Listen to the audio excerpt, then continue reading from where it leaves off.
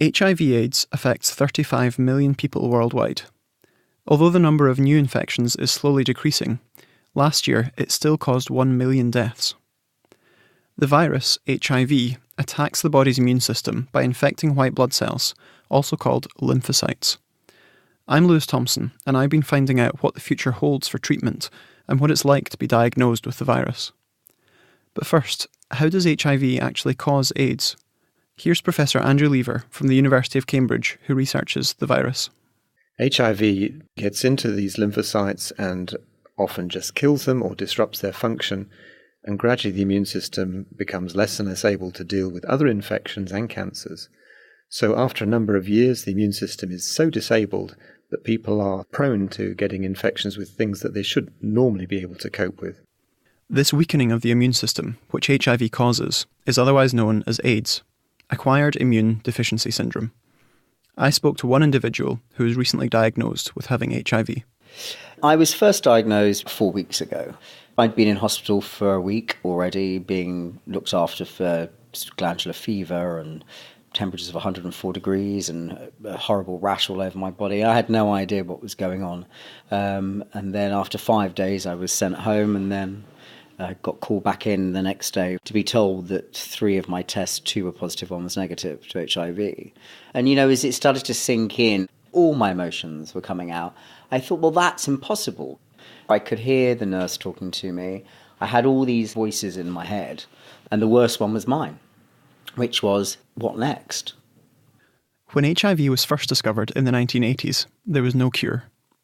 Now, treatment is available, which suppresses the virus and stops it infecting more of the immune cells. However, this treatment has to be taken every day and can often have severe side effects.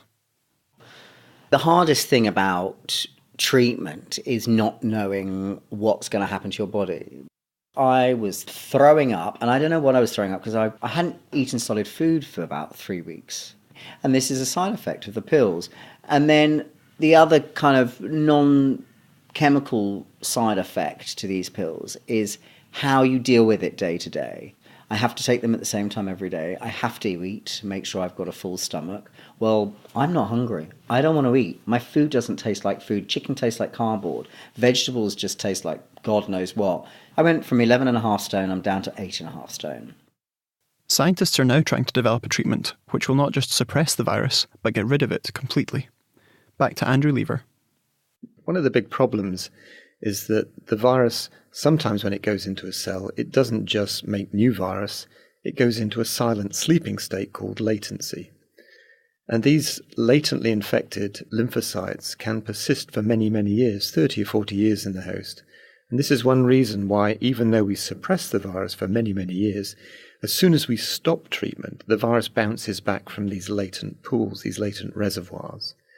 So what we're aiming to do is to try and hunt down the latent reservoirs. While we treat people with suppressive antiretroviral therapy, we try and reactivate this virus and at the same time stimulate the immune system so it's really very, very good at recognizing an infected cell when the virus comes back to life. And what we hope is that by this so-called kick and kill or shock and kill process, we can gradually wake up the sleeping viruses and get the immune system to kill off the cells they're in and slowly erode the number of latent cells and erode this virus reservoir.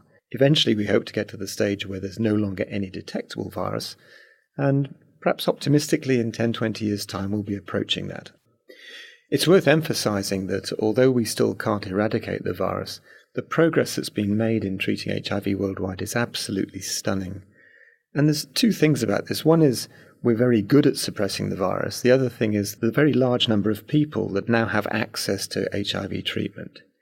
When you think about it, some 50 years or so ago, it wasn't the norm for wealthy Western countries to support treatment of epidemics in countries which were less wealthy than themselves. But these days, it's the norm. This is a good model, a good altruistic model for treatment of disease worldwide. And the great thing about it is it's really working. And virtually everywhere in the world that you go, you see the number of people newly diagnosed with HIV is going down. And not only that, if you suppress the virus in the person who's infected, they become less infectious. So they're less able to infect new people. And that's making a huge contribution to the decline in HIV worldwide. Having said that, there's still a lot of it around. There's still around 35 million people infected. Last year, about 2 million new infections occurred and about 1 million people died. So we've still got a way to go. But we've made fantastic progress and we shouldn't underestimate that. That was Professor Andrew Lever telling us about the future of HIV research.